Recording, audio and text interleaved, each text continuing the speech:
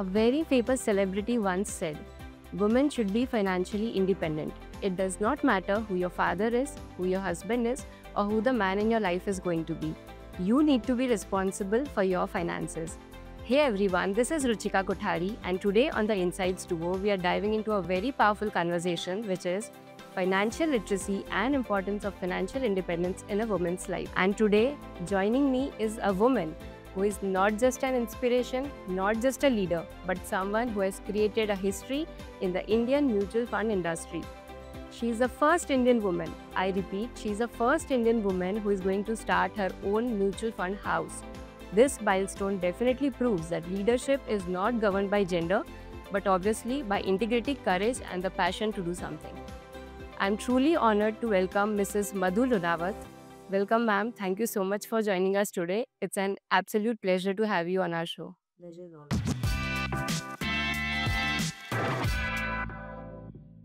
So, starting with your journey, you come from a very small town in Assam. You took tuitions to fund your own education. Post that, you completed CA.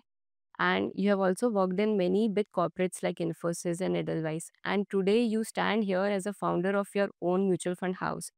How has this journey been? How have things shaped up for you? So it's a long journey.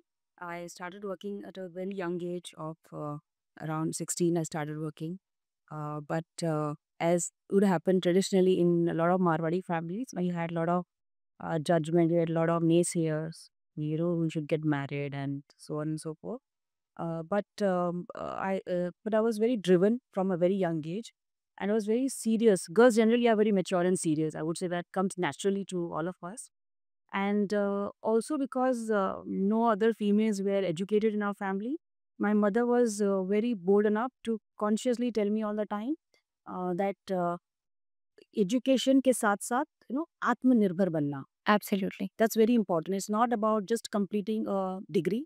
It's also how do you put to use that degree. It's very important, because otherwise you're wasting a degree. So that's what I have learned in my life, and that's what I implemented. And there were a lot of challenges on the way, but one good part is I never gave up, and that has kept me going.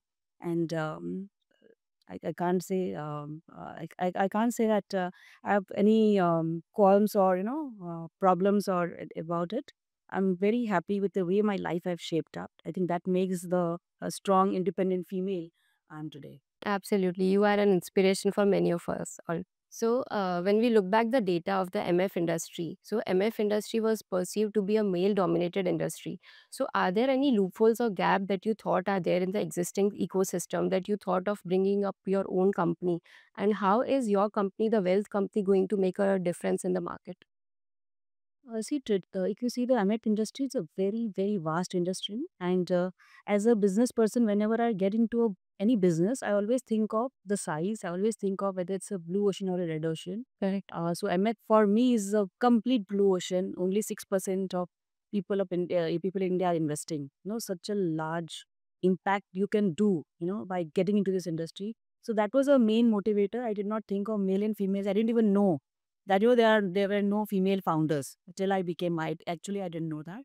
And what was driving is the passion to improve the lives of our citizens, to basically reach each and every pin code of our country, to be the most trusted fund house for each and every citizen. That was the goal or motive with which we started the mutual fund. So now, if I talk about the statistics, almost considering the MF database, 25.91% of the MF investors are females, which is almost like 1.34 CR out of the 5.37 CR investors.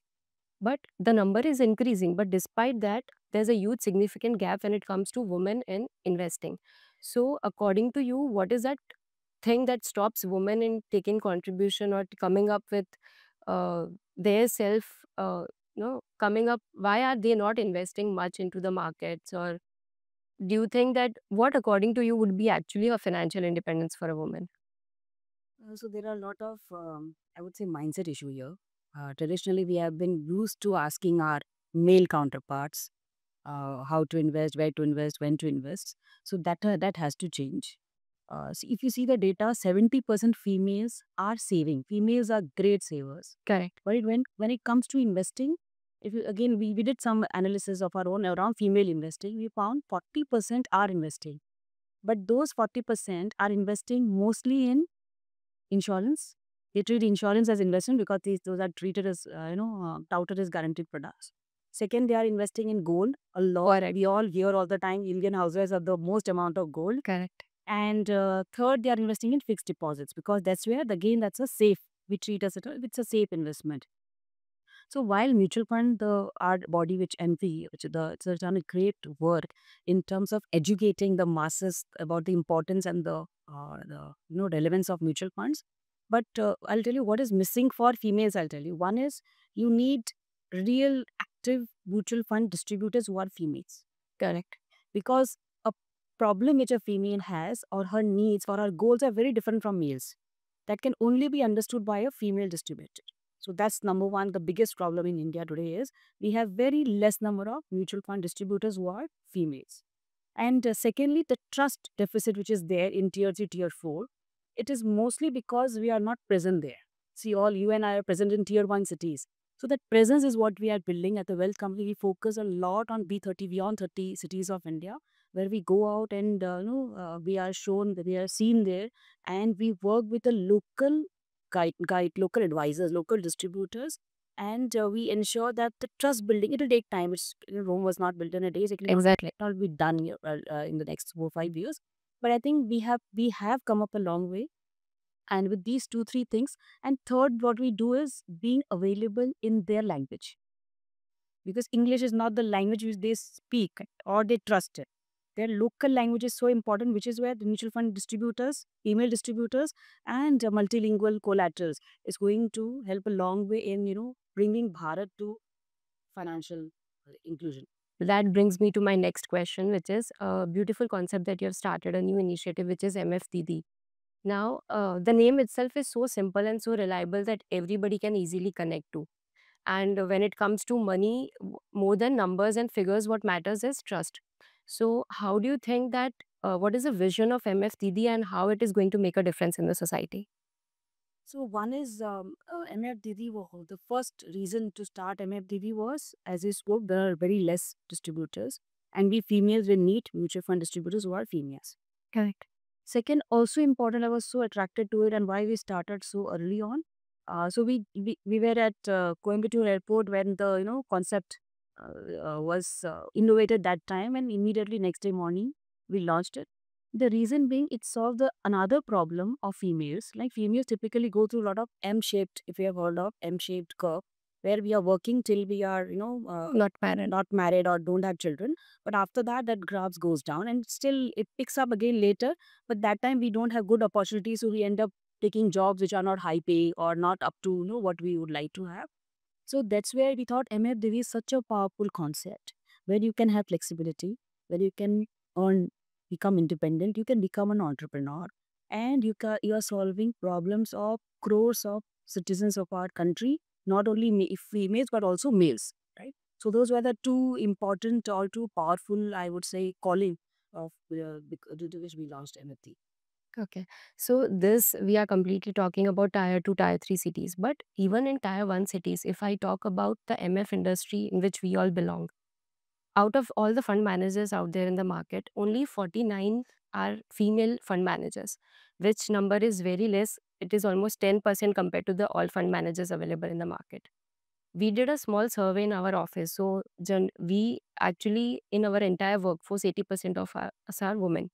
But out of the survey, what I could make a conclusion is that even though all of them are working, same industry, but what happens is when it comes to taking a financial decision, the decision is still left with the family. Either your husband takes that decision or your father takes that decision. So, how can we encourage these young working women to come up, stand up, and take more leadership roles? Hmm, It's a very tricky question. I always believe it's a mindset issue. I would say it's a self-driven issue. The society is not saying no to that females can't work. The society is not saying that females don't have position. It is there, and those who want to do it, they are doing it also. We are seeing in tier 1. And if you see the data, the new females, females who are aged 35 and less, they are actually investing a lot. They're actually working the way they should work, you know. So the for the other, I would say other age brackets, what has to change is the mindset is to change, which is where in every forum I keep telling the males of the house have to play a very important role. Females जब change करी they are doing it, but कभी कभी क्या होता है आप इतने जिस environment में कहीं where you're staying, it's very difficult for them to move out. So the Correct. males have to support a lot that yes, even if एक time का खाना नहीं बना, it's okay. I can also help in the children or whatever parents or in-laws. So वो अगर help मिल जाती है females को, I think more and more females will be able to come out and follow their passion. So I've read somewhere in your interview that your husband has been your biggest supporter in your journey. So this brings me to my next question, which is that I've heard a very nice term which is called the dal chawal investment. Now, if we talk about Indian families and Indian households, one of the most comforting food is dal chawal, which is simple, stable, and reliable. So, according to you, what is that one dal chawal investment which every woman should have in her portfolio, or even for someone who is just starting their financial journey? In terms of investment, I love mutual fund. Tremendous power mutual fund has. Such a simple tool, and good part is so beautifully regulated. So हम हमेशा जो बात करते हैं miss selling हो जाएगा, all those things are not possible in mutual funds. So this is one product I love a lot. Once you have $2 million and above of surplus financial assets, then you go for other products like sophisticated products like AIF and others. But till then, stick to mutual funds. Completely agree. So, I'll just share one small story. I heard somewhere two females were going on a trip, and one of the friend asked that, did your husband sponsor this trip? And she says, no, my mutual funds did. So, this line itself is so empowering, full of wisdom and full of freedom.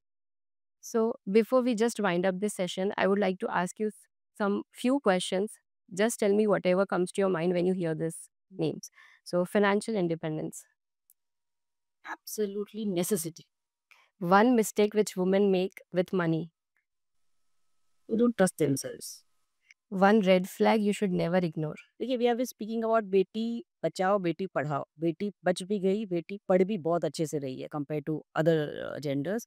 अभी बेटी को समृद्ध बनाओ, बेटी को आत्मनिर्भर बनाओ, जिससे भारत समृद्ध बनेगा। That's a very beautiful quote. So in depth.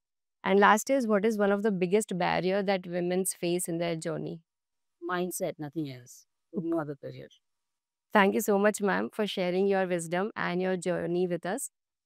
Today's conversation is definitely a reminder that financial independence is not just a luxury, but in today's time, it's a necessity and a responsibility. So, to every woman out listening out there, start small, but start today because you deserve to have control of your finances. This is Ruchika Kothari on the Insights Duo. Until next time, stay invested, stay empowered, and keep investing in yourself.